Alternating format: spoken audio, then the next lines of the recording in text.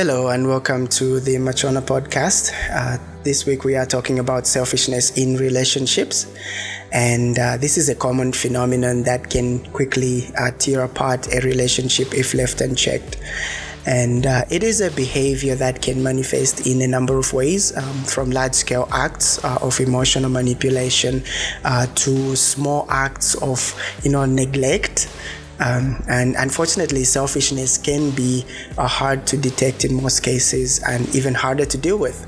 And this leaves many people, struggling to understand how to address it in their relationships.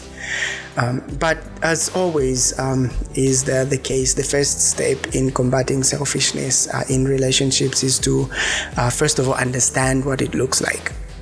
And selfishness typically manifests itself in a person's behavior rather than in their words. It often looks like, a person who's, unwilling to compromise or to put the other person's needs before their own. They always want to be heard. They always want to be cared for. They always want to be looked after. It can also look like a person who is quick to blame the other person for any problems in the relationship instead of taking responsibility for their own mistakes. And this is a very common one, actually, because especially when relationships go bad, we always have something negative to say about the other person. We always feel like what we did was the best, and or what we did was right and what they did was not. So this is a very common occurrence, and it needs to be looked at. So once a person has identified the signs of selfishness in their relationship, it is important to take action, and the best way to do this is to address the issue head on and have an honest conversation with the other person. Now, it is important to be clear and direct about why the behavior is unacceptable and why it must change. So you need to speak out. You need to let your partner know if you've noticed something in their characteristic or in their behavior that it does not sit well with you. It's good to let them know so that it can be addressed.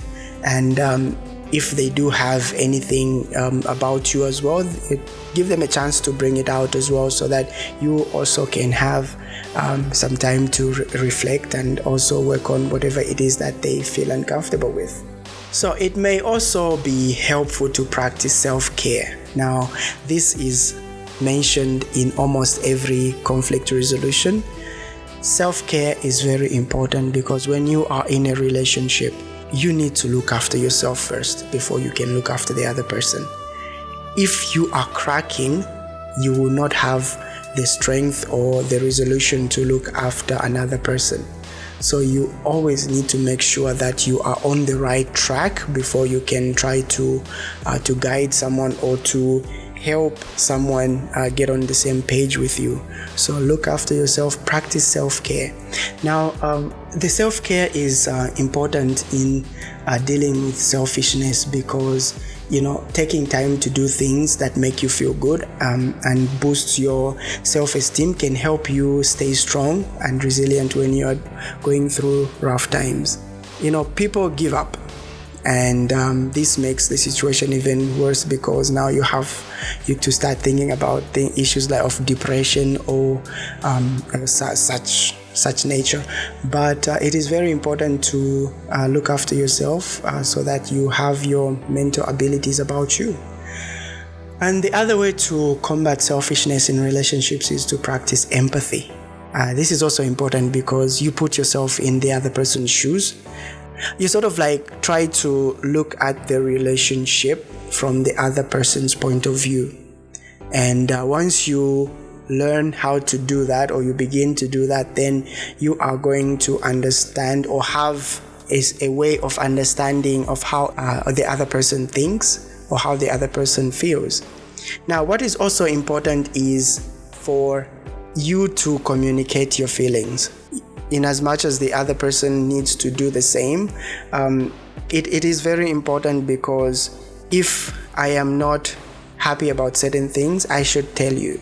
And if you're not happy about certain things as well, you should tell me. And if we communicate these things to each other, then we know exactly how the other person feels if we are about to find ourselves in a situation that might need or that might affect our relationship. So communicate how you feel to the other person, because they're not going to read your mind. If they try to read your mind, they're going to start working with assumptions, and we know assumptions are also one of the greatest causes of breakups in relationships, because what I'm assuming is not necessarily how you're feeling.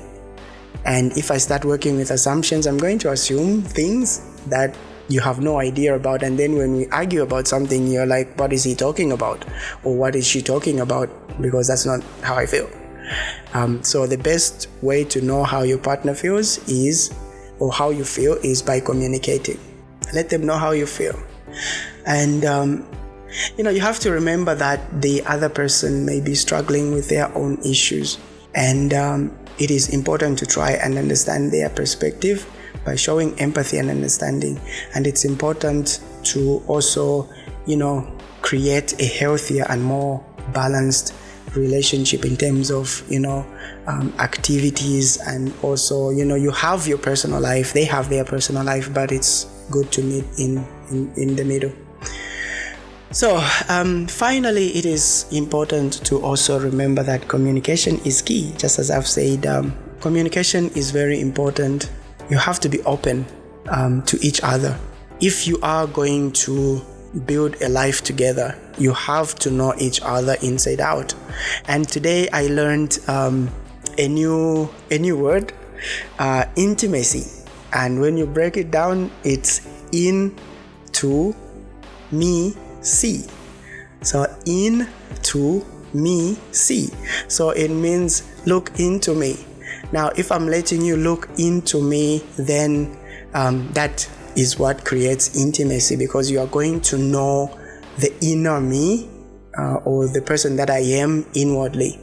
And I am also going to know you inwardly as well. And when we come together, we know each other like the back of our hands, as they say. So this is very important. Communication is key. Make sure you communicate. Do not just communicate the things that you like. Also communicate the things that you don't like. And also create an environment where your partner is free to communicate how they are feeling. And also you should feel safe to communicate how you're feeling, no matter how bad it may be, because the purpose of this communication is to make each other grow, not to tear each other down, but to make each other grow. So selfishness in relationships can be a difficult thing to address, but it is important to remember that it is not impossible. By making an effort to understand the problem and addressing it in a constructive and empathetic way, it is possible to create a more balanced and healthy relationship. So put this into practice. Get your partner. If you haven't been communicating well, or if you feel there's some things that you do not understand about your partner, talk to them. Ask them questions. Let them know that they safe to communicate how they feel exactly, and also communicate with them how you feel.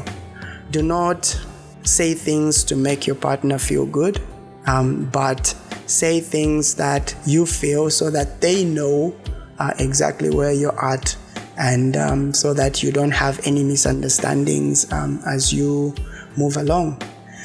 So that's what I had today, and we'll have more chats next week. But remember to be open, remember to communicate, and remember to practice self-care. Remember, you cannot look after somebody if you do not know how to look after yourself, because it's said, love your neighbor as you love yourself. So you need to love yourself first before you can know how to love others. So this has been me, and I'll talk to you next week.